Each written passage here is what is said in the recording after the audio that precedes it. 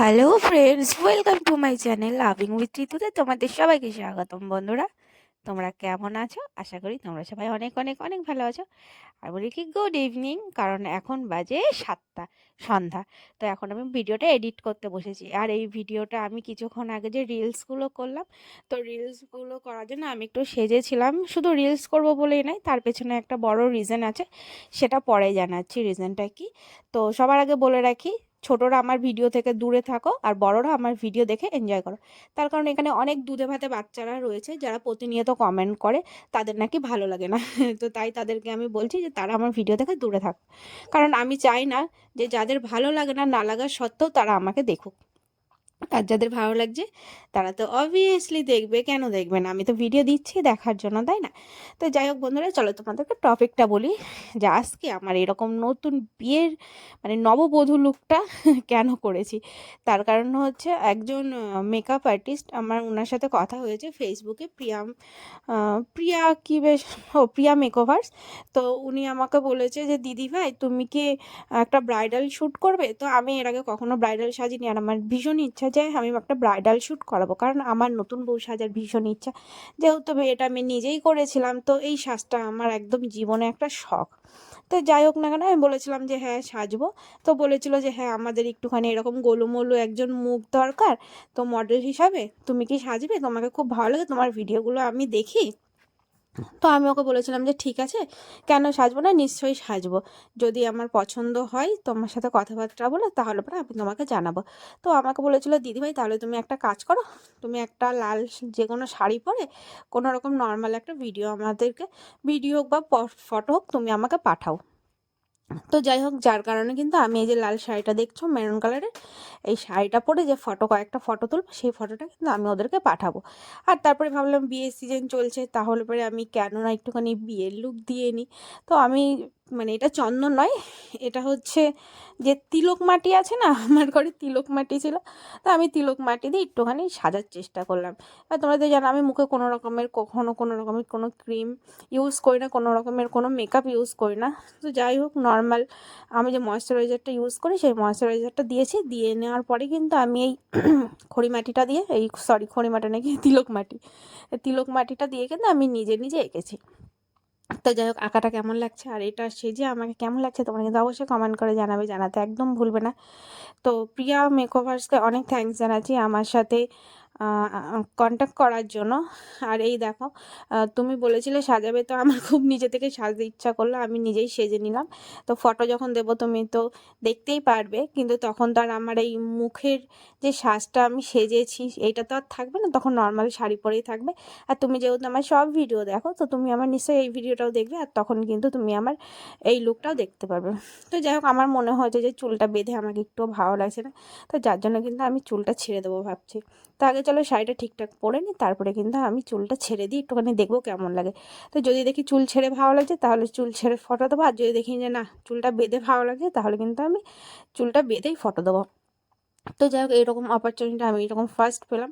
তো আমি জানি না কতটা কি হবে না হবে, এটা ফেক না অরিজিনাল সেটাও আমি বুঝতে পারছি না।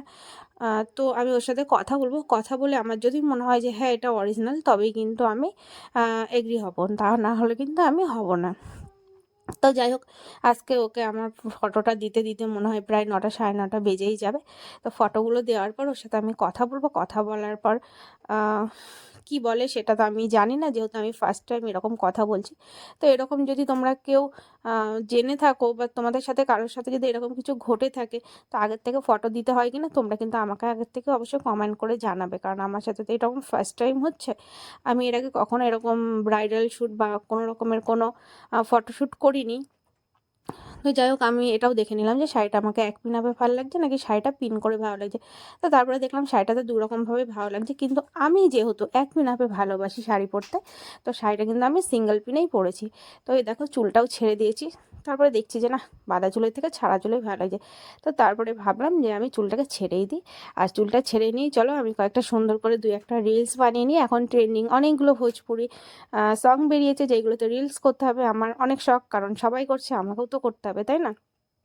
তো চলো বন্ধুরা, আমি সেজে গুজে নিয়েছি, এখন মেকআপটা তুলবো না, রিলস টিলস করে তারপরে আমি আমার এই যে গালের কপালের যে কলকাগুলো আছে সেইগুলো তুলবো।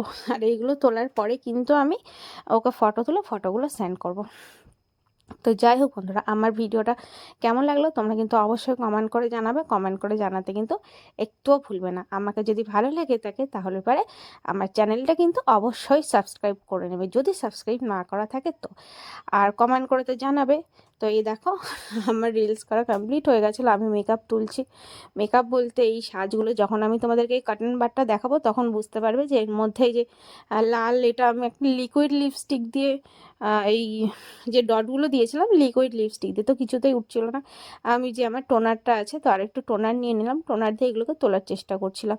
তো যাই হোক, অনেক ঘষাঘষির পরে অনেক গুঁতোগুতির পরে আমি আমার এই লাল লাল লিপস্টিকগুলো তুলতে পেরেছি। তো গাল যাই হোক আমার লাল হয়ে গিয়েছিল, এমনিতেই তো দেখতে পাচ্ছ কি অবস্থা হয়ে গেছে, সহজে উঠতে চাইছিল না। তারপরে আবার লিকুইড লিপস্টিকগুলো, তো যাই হোক অনেক কষ্ট হয়েছে আমার এগুলো তুলতে, গালগুলো পুরো জ্বলে যাচ্ছিলো। এবার যেহেতু কোনো রকমের কোনো মেকআপ নেই, তো যার জন্য উঠে যাওয়ারও কোনো চিন্তা নেই, কিন্তু এইগুলো কি করে তুলবো সেটাই আমি ভাবছিলাম। আর আমার স্কিন যেহেতু প্রপার অয়েলি, তো আমার এগুলো তুলতে একটু অসুবিধা হয়েছে, খুব একটা অসুবিধা হয়নি, যেহেতু প্লেন স্কিনের উপরে এগুলো বসেছিলো। তো এই দেখো আমার স্কিন কিন্তু আমি একদম ক্লিয়ার করে নিয়েছি।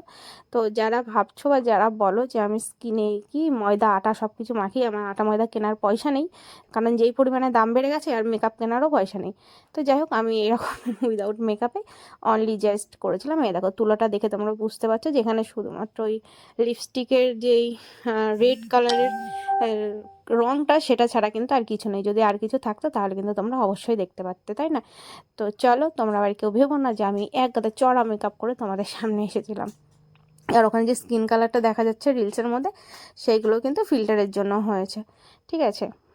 কারণ আজকাল তো আমার ফিগার, আমার স্কিন কালার সব কিছু নিয়ে বেশ সুন্দর ট্রোলিং হচ্ছে, ভালো লাগে অবশ্য। কারণ কেউ কেউ যারা ট্রোল করে তাদেরও তো কিছুটা সময় নিয়ে আমার কথা ভাবতে হয়, বলো?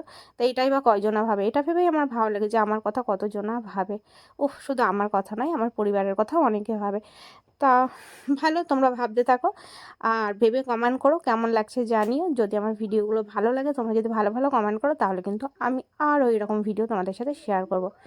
So bye bye, love you friends, love you all, tata, good night. লাইভে যদি আসি রাতে তো তোমাদের সাথে লাইভে অনেক অনেক অনেক কথা হবে, তো সেখানে এসেও কিন্তু তোমরা আমাকে জানাতে পারো। ওকে, সো চলো, বাই।